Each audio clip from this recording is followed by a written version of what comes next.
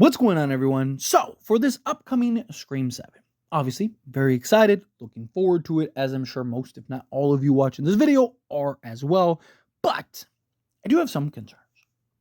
One of the concerns that I have is in regards to the amount of cast that we have. We have a lot of cast members, right? Obviously, you have, the Meeks twins returning, you have Sydney, you have Gail, but you also have like her husband, her daughter. Like, those are huge points that need to be developed and talked about and discussed. And, I want to see a glimpse and a look into her life. I want to know, how is Sydney as a mother?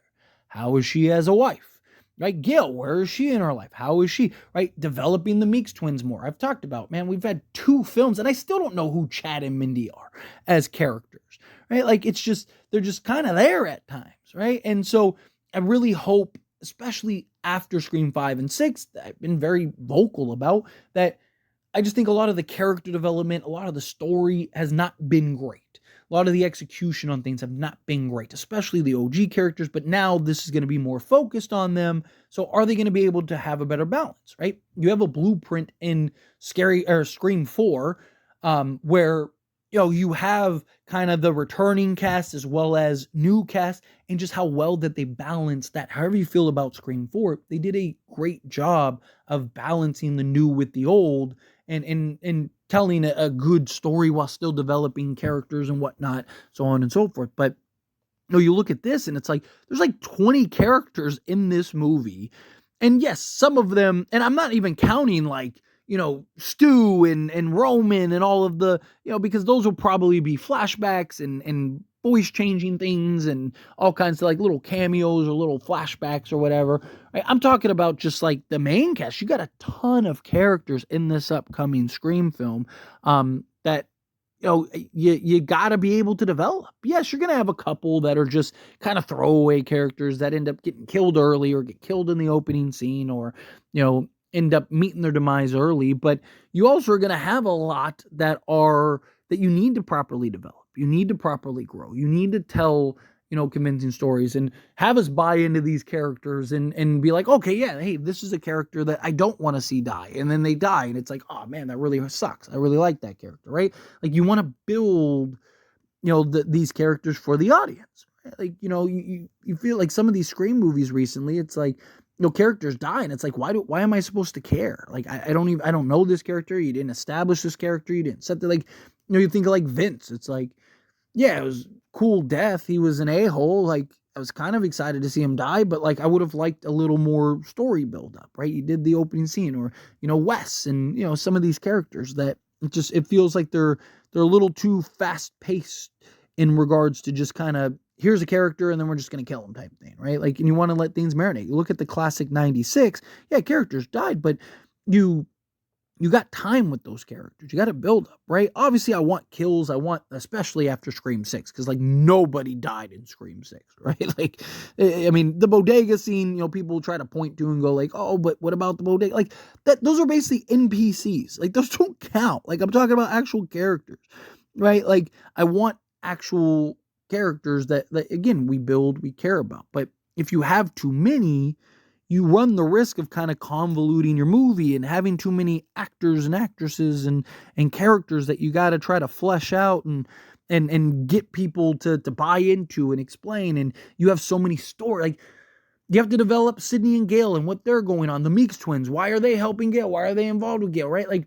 you have Sydney's daughter. Is she going to be the new face going forward? And are they going to make that transition? Is she going to die? Is she going to live? Right? But even if whatever happens to her, you want to develop her character so we, buy in and enjoy the character and love the character and stuff, right? Like, you look at Sam in Scream 5, they did such a poor job with her and her character that like the general consensus was like, dude, she's terrible, get rid of her. But she wasn't, right? You saw a much improved Sam in Scream 6, but it's just, the execution and the storytelling and the material and stuff for her just wasn't great in Scream 5. And so, it's like they've had a hard time with smaller casts, and now you're getting, 20 new characters, right? Like, I have my concerns.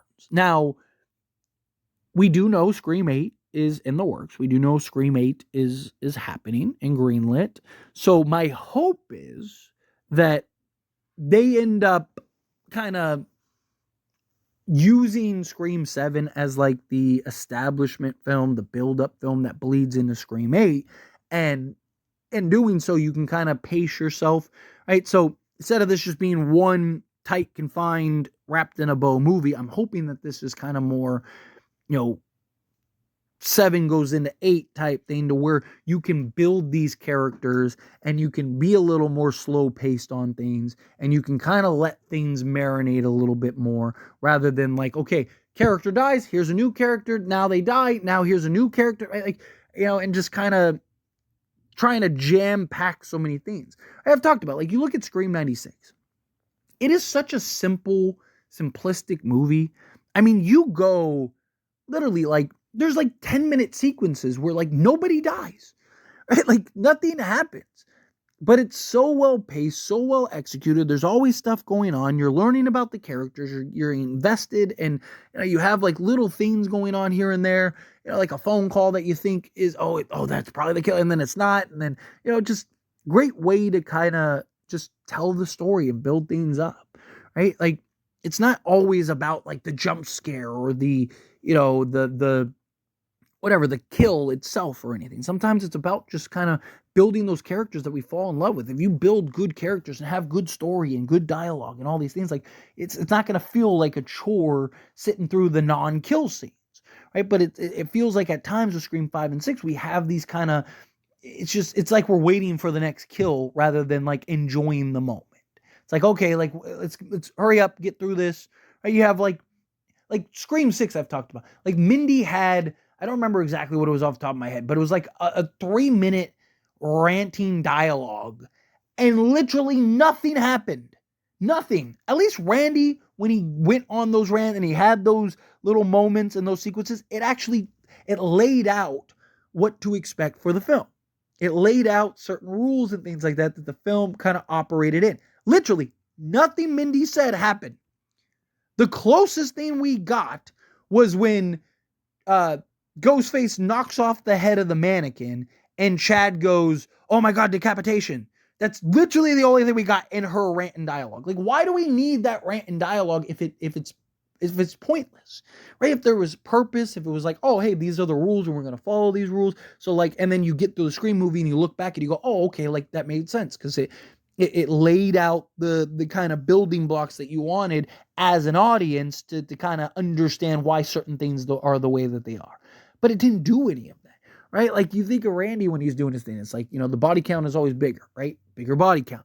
Death scenes are always much more elaborate. You had crazier death scenes, crazier kills, things like that, and never assume the killer's dead, right? Like you have, Mickey who just jumps up, and then you have, Mrs. Loomis, right? Like, and then Scream 3 where you have, just like you essentially gotta cryogenically, freeze his head and blah, blah, blah. And you saw Roman, right? He's just taking bullets like, like a champ. He's like, it's nothing. He's just walking it off. And then it's like, Dewey head. Like it served a purpose. It served a point. But beyond that, it's like, you have a lot that you need to get through in this film, right? I want to take time to learn Sidney and her daughter and her family. I hope it's not something where it's like, oh, hey, yeah, here's Sidney and her family, and then that's it. I mean, this is huge. This is a big thing, right? That kind of just came out of left field, right? Like nobody knew. It's not like after Scream 4 we knew she had a family. No, like you jump into Scream 5 and it's like, oh, Sidney has a family. Like what is going on here? And then you somersault into that. It's like that's not something you can just kind of ignore. It's not something you can just like, hey, we're just gonna move past that, right? No, you gotta actually build that. You gotta tell that story. You gotta build that up. So I'm hoping that that's something that they actually do.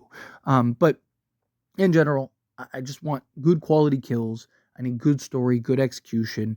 I hope that they kind of pace themselves, from 7 into 8. Fingers crossed, but we'll see. Anyway, as always, this is a discussion. I pass a question on you. Let me know your thoughts and opinions down in the comments. What do you think? How do you feel with your thoughts?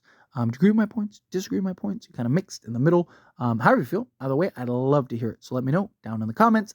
That being said, if you haven't liked this video, hit that like button. Helps me a lot. So we enjoy these types of videos, and I truly appreciate it. Not subscribe channel. What are you doing? Hit that subscribe button. Turn on the bell notifications. Appreciate y'all. See you in the next one.